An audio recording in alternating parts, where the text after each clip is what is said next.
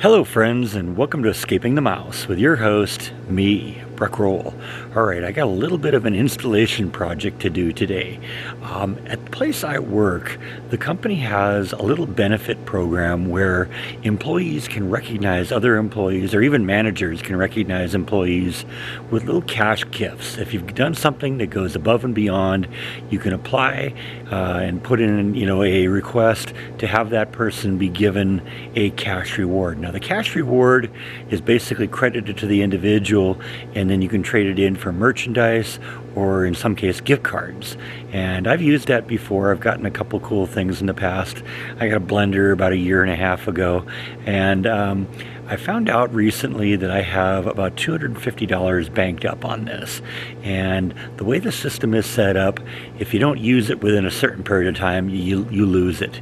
So I started going through the list of things that were there. Couldn't find anything that really caught my attention, but there were some gift card options. I was actually looking to hope and see I could find a Home Depot gift card. They don't have Home Depot. They have Lowe's, but I'm not doing Lowe's. I'm done with Lowe's. But what they do have is a gift card for an outdoor sporting goods store called Cabela's. And there's a Cabela's right here in town. I love going in there and shopping around and checking out what they got because they got a lot of fun stuff there. So I traded in my balance on this rewards program at work for a $250 Cabela's gift card. And I just came back from Cabela's and I found something today that I've wanted to replace. I've had one for a while and the current one doesn't work very well, and it's time to get a new one, and today we're going to install that. If you watch this channel for any length of time, you know I'm into some kind of sciencey things, astronomy, geology, but I'm also into meteorology a little bit, tracking and predicting the weather. And so over the years, I have purchased a number of weather stations that will allow me to collect current information about what's going on: temperature, humidity, dew point, wind speed, wind direction, rainfall, barometric pressure, dew point, all the important things that you need to kind of track the weather. This is a weather station that I have right now. I actually bought this when I lived in the apartment when I first moved to Waco, and it worked fine for a while. And what it is, it's a two-part system. There's this little base station right here, and it measures the temperature and humidity inside the house, as well as the barometric pressure. It gives you the phases of the moon, date and time, all that fun stuff. But it also has an external sensor that goes outside here that's supposed to give you temperature and humidity from outside. Well, this thing doesn't work anymore, and so I'm not getting information from outside about what's going on. And right now it's reporting it's 86 degrees out, 40% humidity, but you go over here and look at the actual thermometer. This is the actual temperature right now. It's running about 70 degrees. So this thing is kind of stuck at always running in the 80s, no matter what's going on outside. And so what I've done is I went over to Cabela's and I found a new weather station, and we're going to install that today. And this new one has some more features that don't come with this one. So this is going to actually be a little better system. Yeah, here's another little problem. We're supposed to be clear for the next week or so. We're going to maybe get some rain next week, but this thing says that we got a storm coming in, and that's absolutely not true, especially not with the barometer at 30.04. So like I said, we got a new weather station. We're going to install that today. And this is a new weather station I got. It's basically the same brand as the one I had, but it's a little bit more high-tech, and among the things it has is a wind speed meter and a rain gauge. And so that's going to come in really handy right now for when I want to monitor the rain. I use this handy-dandy little rain gauge out here, and I'll continue to keep this out here because this is a good backup to verify that everything's looking good. But I don't have a wind speed meter. I've had one on a previous weather station, but this one has that all built into one, and so I have to install some stuff, and this needs to go into the house. This thing needs to go outside in a place where Just going to get unobstructed wind and also not have any trees hanging over the area that are going to make it, get inaccurate rain readings and stuff like that. See, when I put this rain gauge over here, I chose this spot because there's literally nothing above it. No trees, no nothing to kind of block the rain, so I get unobstructed rain fall and get a real accurate number. In the past, I had it over here on this wall, but this bush in the neighbor's yard kind of filled in the area a little bit, and I wasn't getting accurate numbers anymore. So I moved it over there, but we're going to find a place now where we can install our rain gauge, maybe right here, and that will hopefully be close enough to the base station. Supposedly, this external station could be within 350 feet and it'll pick it up. So since I'm planning on putting it just on the other side of this wall here, that should be very good, very close, and it should work just fine. So let's open up the box and see what we got. I was also considering this location for the location of the remote station because, I could put it up above the patio cover. We get good unobstructed wind speed and wind direction readings, but I got a tree right above it, and that's going to really screw up the rain readings. So like I said, it's got to be a place where there's going to be no obstruction from buildings or trees or anything directly around it that will interfere with the wind, and also something that's got free sky. And like I said, I think that other location is going to be the best place to put this. Alright, so these are the pieces that came with it. The power supply for the base station. The base station also has a battery backup because you want that. It comes with a little stand that you can put it on a desk, but it also has mounting hardware so you can hang it on the wall. And I think I'm going to hang it on the wall because I think that'll be out of the way. It's got a little mounting base for the remote sensing location device here.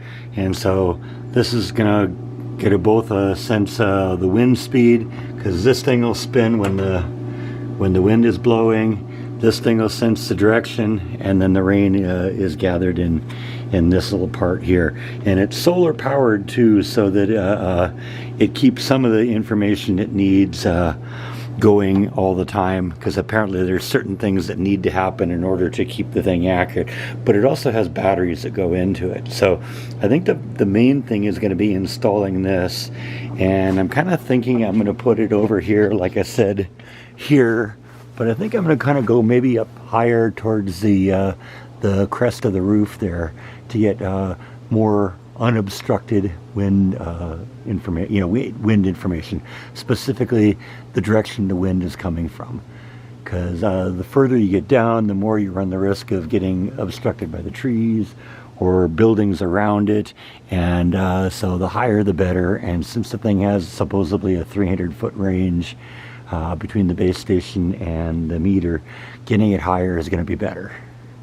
Alright, I've attached the mounting bracket to a little piece of wood that I'm going to actually attach to the house. That'll make it stand out a little bit, because I'm concerned that there won't be enough space between the edge of this where it mounts to the house and this thing. So I want it to stand out far enough, because the lip of the roof hangs out a little bit from the edge, and like I said, I don't want them to be I don't want the mounting bracket itself to be riding against that. I want it to stick out a little bit. So next thing I need to do is attach this to the house, and it's very, very important that this thing be perfectly level, because if this thing isn't level, then the wind direction meter won't be entirely accurate, because gravity will affect the direction the wind vane goes. Now, obviously, it's not going to be that far off if I do it, but it's important enough that it be right, that they have a little bubble level on the top of this thing to make sure that you get it right. So I'm going to go overboard to make sure we get this thing perfectly level on there.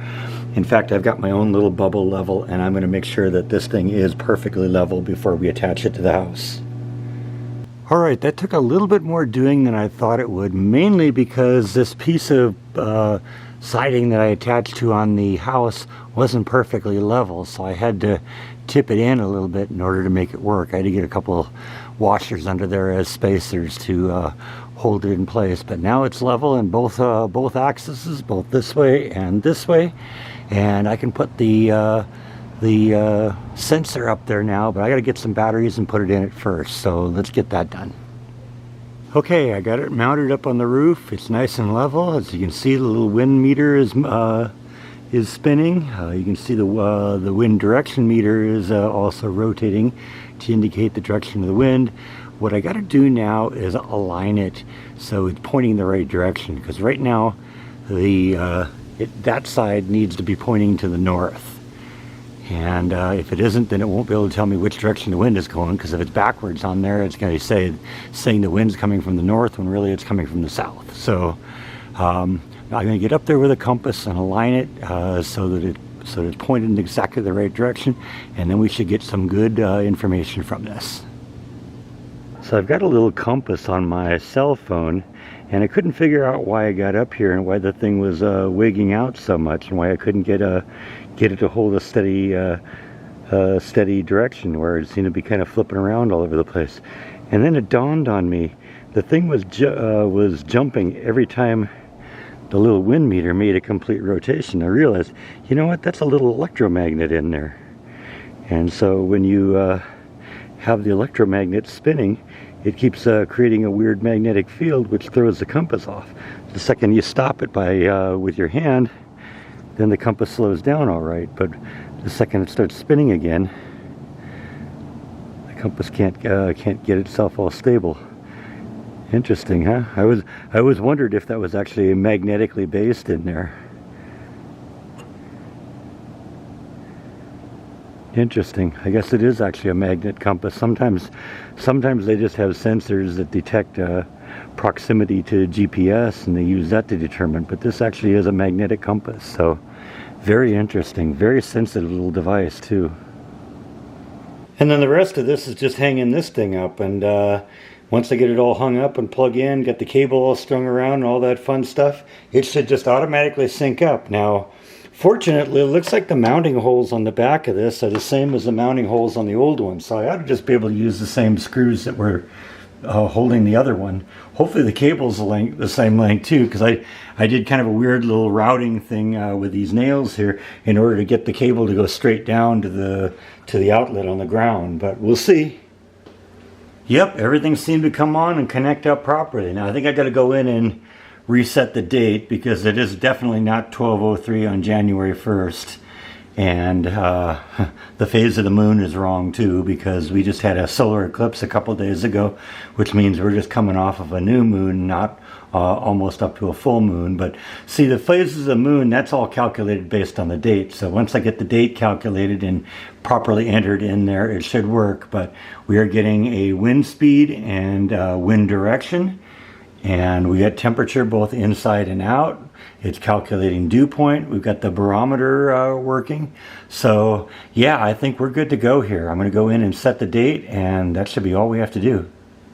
Yep, got the clock set now. It's the right time. 5:09 p.m. October 17th. We're just coming off a new moon, which is what I expect. Everything looks good now, so I think we got this thing taken care of. This is, like I said, I always love having the ability to kind of look at what's going on. I like this one better than the one I had. One of the things I had about the one before is if you weren't right on top of it, you couldn't see anything. If you backed up a little bit, it was really hard to see. If you were a little too high, a little too low on it, it was hard to read.